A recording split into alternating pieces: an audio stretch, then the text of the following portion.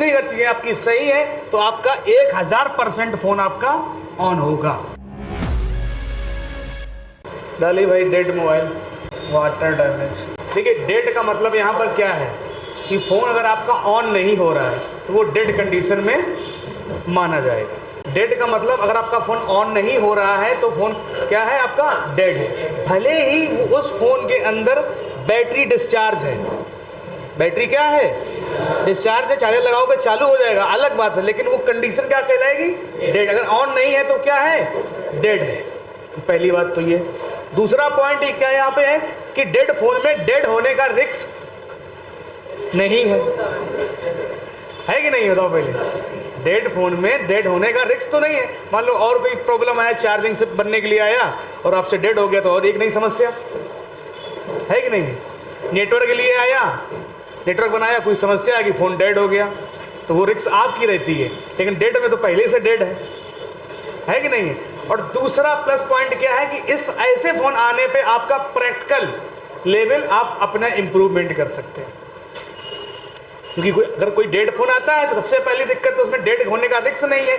दूसरी बात, आप उसके अंदर कई सारी ऐसे मिल जाएंगी, power, CPU, eMMC, WTR, network ऐसी, ये 4 आईसीयों पे आप प्रैक्टिस तो कर ही सकते हैं, रिवॉल्व करके एक बार तो लगा ही सकते हैं, नहीं लगा सकते, बताइए भाई। तो एक बोर्ड आपके पास ऐसा आ रहा है कि जिसपे आपको टेंशन भी नहीं लेनी। अब ऐसा नहीं तुम उसका पूरा खत्म ही कर दो, मतलब कि जिस तरीके से यहाँ पे काम करते हो उसी हिसाब से काम करना है। बनेगा तो बनेगा, नहीं बनेगा तो मतलब प्रैक्टिस तब भी आएगा। समझ में आई बात की नहीं है। तो अब चीज़ें समझिए कि ये ऐसे अगर आपको महीने में अगर 10 फ़ोन मिल जाते हैं तो आपकी प्रैक्टिस किस लेवल पे पहुँचेगी आप।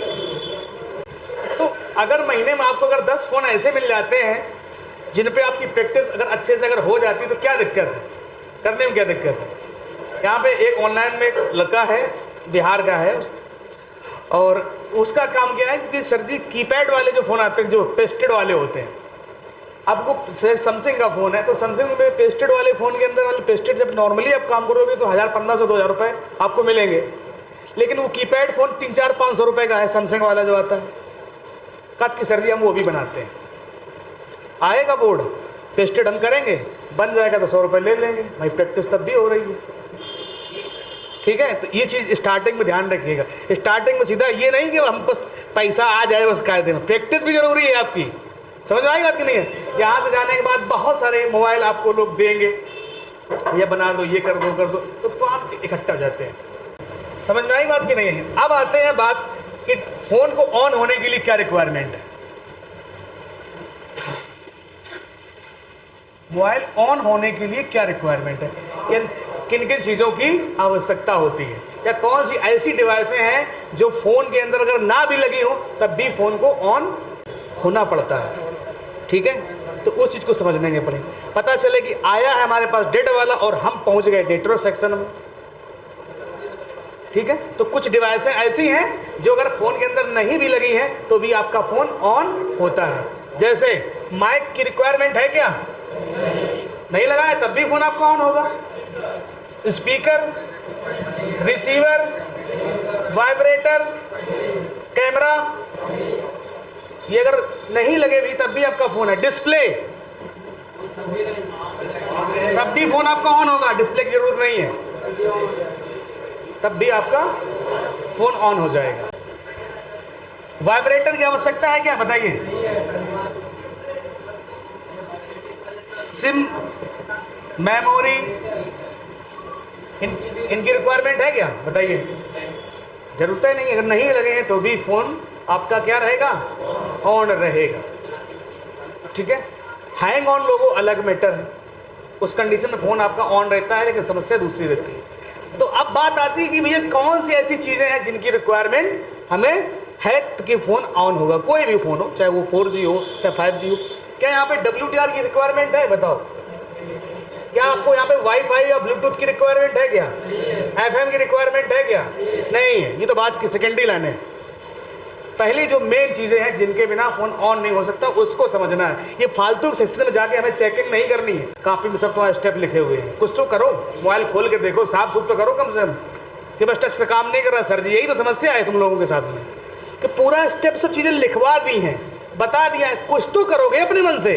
और यहाँ से आने के बाद तुम लोगों ने भी कहा कि सर जी डायोड की टेस्टिंग बताओ, तो घुस के मारेंगे समझ लो मोबाइल के अंदर से, रजिस्टर की टेस्टिंग बता दो अब हमको। तो कुछ चीजें हैं, कुछ भी तुम भी तो करोगे। चलो अब रिक्वायरमेंट की बात जानते हैं कि किन किन चीजों की रिक्वायरमेंट है जो फोन को ऑन चाहिए। बनाना कुछ नहीं, सिर्फ समझना है कि बैटरी होनी चाहिए, और बैटरी कनेक्ट कहाँ होती है, बैटरी के जैक पे, प्लस और माइनस। पहले सिर्फ समझना है कि किन चीजों की रिक्वायरमेंट है। और बैटरी से जो सप्लाई निकलेगी वो कहाँ जाएगी, हम ओवीपी नहीं बना रहे, यहाँ पे जाएगी चार्जिंग आईसी, इस पे चार्जिंग आईसी। और चार्जिंग आईसी से क्या बनेगा, VPH से बनेगा VPH, और ये जाएगा कहां पे, पावर आईसी। इतना समझ में आया। अब पावर आईसी के पास में एक मेन कंपोनेंट कौन सा था, क्रिस्टल। बूट कैप से लेना देना नहीं, क्रिस्टल। और सेकेंडरी सप्लाई बननी चाहिए किसके लिए, सीपीयू क्या करेगा, प्रोसेस करेगा, क्या करेगा। और साथ में क्या रिक्वायरमेंट है, eMMC की, क्योंकि इसके अंदर ही तो आपका सब डेटा वगैरह, लोगो वगैरह सब रखा हुआ है, बताइए, इसको भी पावर है। तो इतने चीज़ों की रिक्वायरमेंट है बस फ़ोन को ऑन होने के लिए। Battery, charging IC, power IC, crystal, CPU और eMMC, बस इतनी अगर चीज़ें आपकी सही है तो आपका 1000% फ़ोन आपका ऑन होगा, होना पड़ेगा उसको, अगर ये चीज़ें सही हैं तो। समझ में आई बात। अब अगर हम चार्जर जब इस पे लगाते हैं तो क्या होता है, चार्जर से, इसे चार्जर का भी बनाते हैं, प्लस माइनस। चार्जर लगाया तो इस पे कहाँ पे आएगा, चार्जिंग आईसी पे। क्या लाइन होगी इसकी, V, बस। तो ये क्या करेगा, 5 वोल्ट, जो 5 वोल्ट की जो सप्लाई होगी ये VPH भी बनाएगी और बैटरी को चार्ज भी काम करेगी कि बैटरी को चार्ज भी होना है। और जब ये हम चार्जर की लाइन हटा देते हैं तो क्या हो जाता है, बताओ क्या होता है, बताइए। हाँ, बैटरी से VPH बनने लगता है। कोई भी फोन है तो इन चीजों में अगर कोई फॉल्ट आएगा तो फोन आपका ऑन नहीं होगा।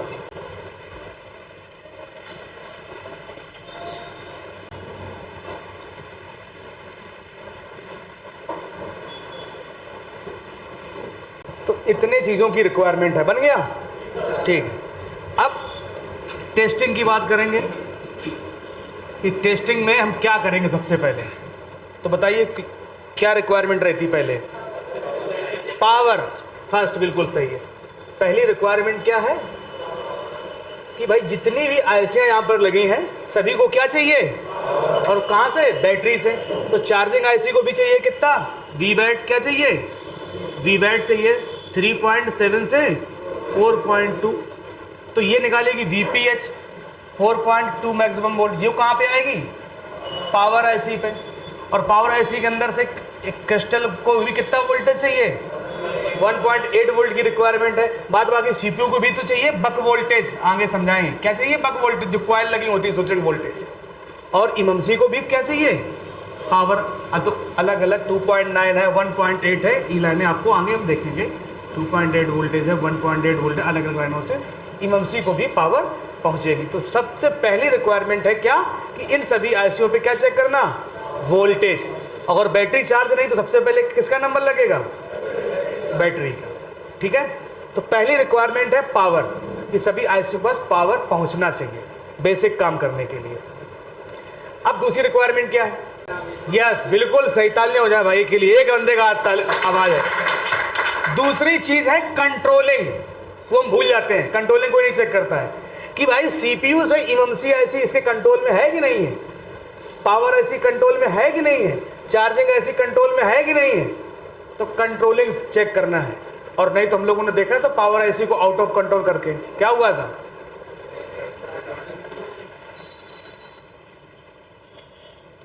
कंट्रोलिंग चेक करनी। कंट्रोलिंग का मतलब क्या हो सकता है, या तो यहाँ पे I2C हो सकता है या फिर SPI प्रोटोकॉल हो सकती है, नीसो मोजी वाला बताया था। हाँ, तो I2C प्रोटोकॉल देखने को मिलेगा या फिर SPI वाला। तो अब दो चीज़ें होगी चेक, कि CPU से हम लाइनें चेक करेंगे कि भाई इस पे कंट्रोलिंग के लिए जो पावर ऐसी है, हम यहाँ रजिस्टर नहीं लगा रहे, डायरेक्ट बनाए दे रहे हैं। SCL SDA और CPU से